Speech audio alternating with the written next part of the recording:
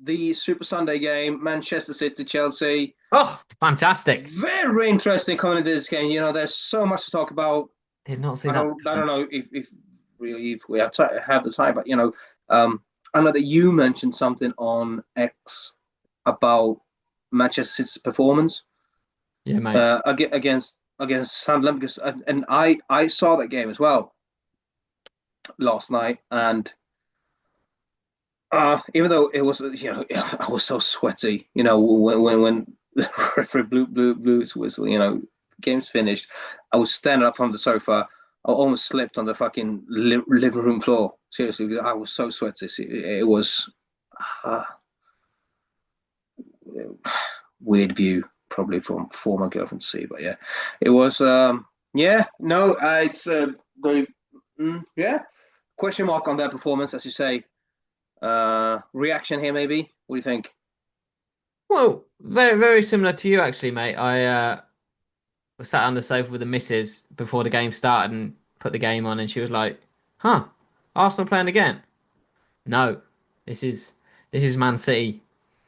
Oh, why are we watching this? And I was like, "You're about to witness a hate watch. This is what we're doing now."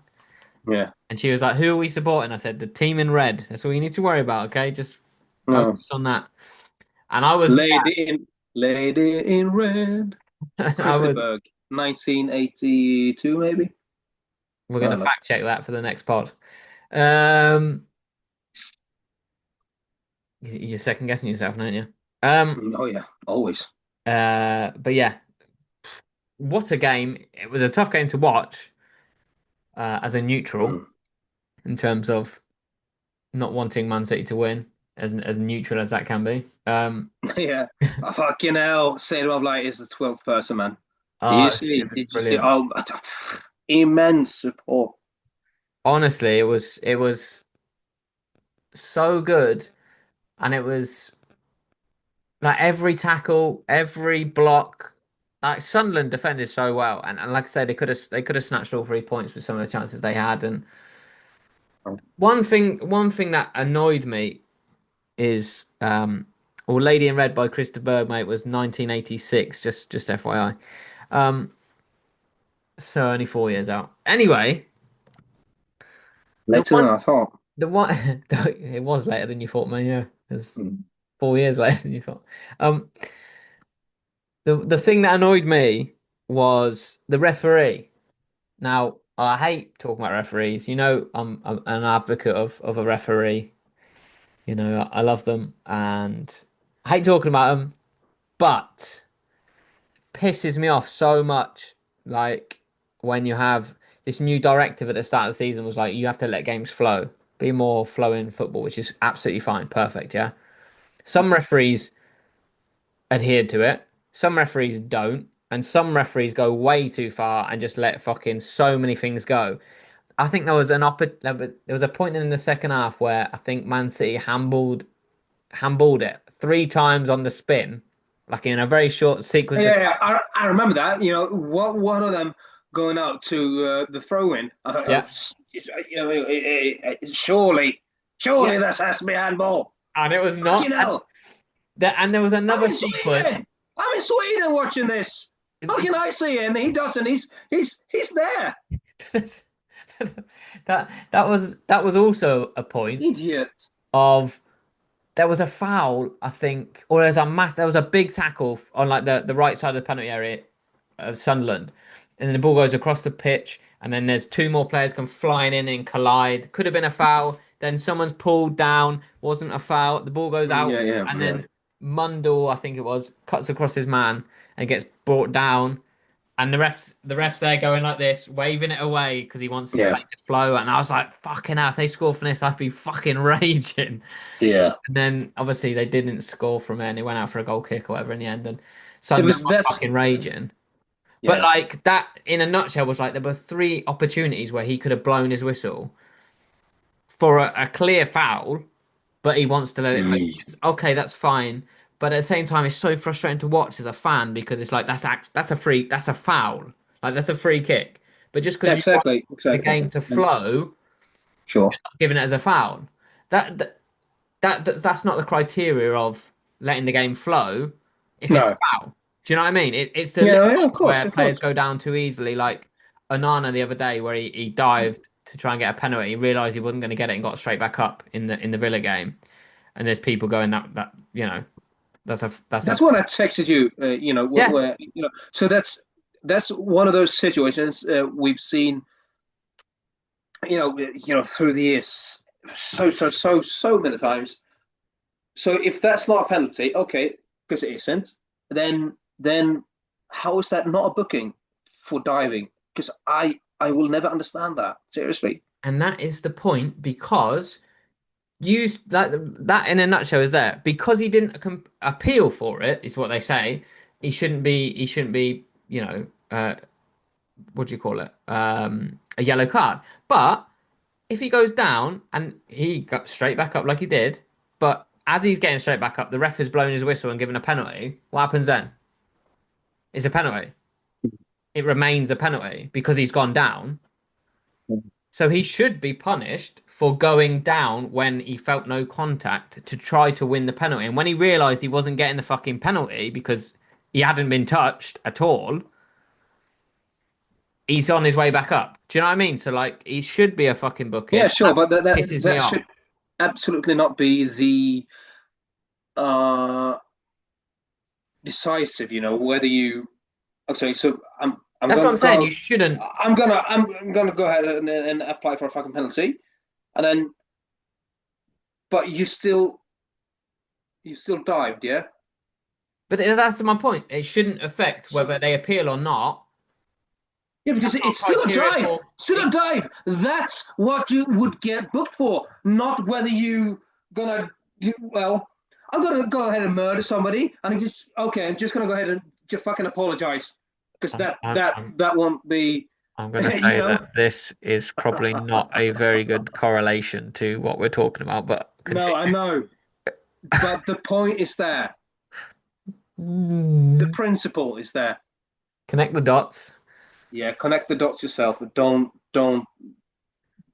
be weird. Okay. Anyway. Anyway, moving on. Yeah. Man City, Chelsea.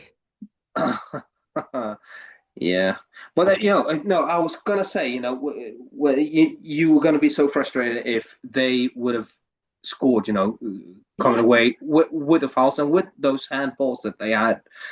Uh, but that's when you should worry about the performance because they didn't really create. They had they came into situations which could have ended up in being a really really good goal scoring opportunity. I think I just counted like one. That is that Doku shot when he hit him in the head. Do you remember? I do Yeah, remember. Yeah, yeah, yeah. yeah, yeah. But that So is literally the as a Manchester City fan, then I would be really really really really angry because you should really try and exploit them, and really take advantage of that those situations not being a foul. yeah, but yeah, and very quickly when you're speaking there, talking about the chances they had, and Haaland didn't have a sniff, Mm. barely touched the ball, right?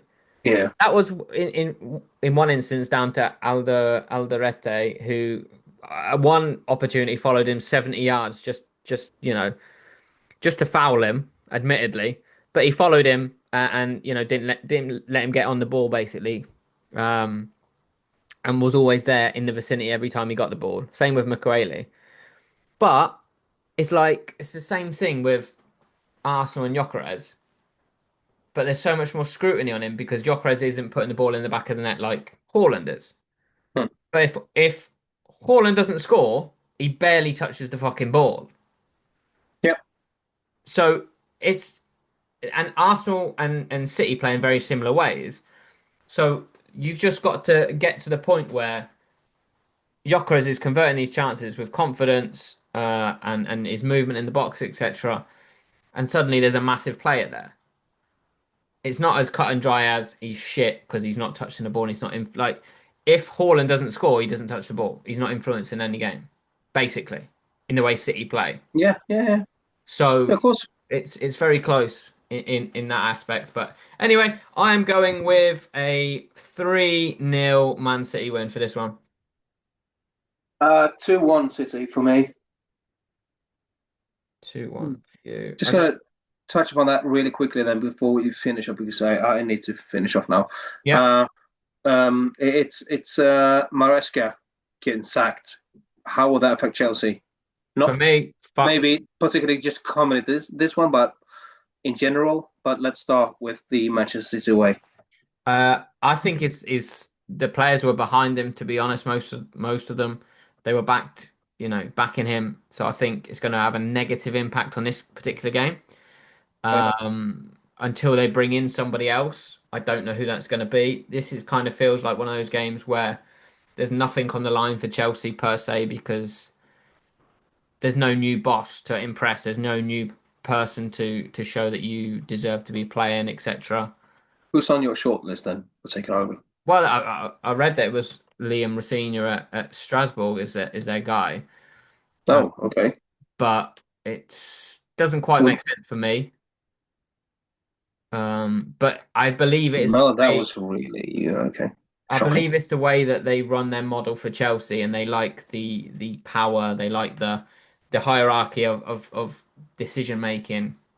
They need someone who's gonna be a yes man essentially, and I don't think there's anyone in world football right now who's a massive A list Hmm. manager who's going to come in and want to just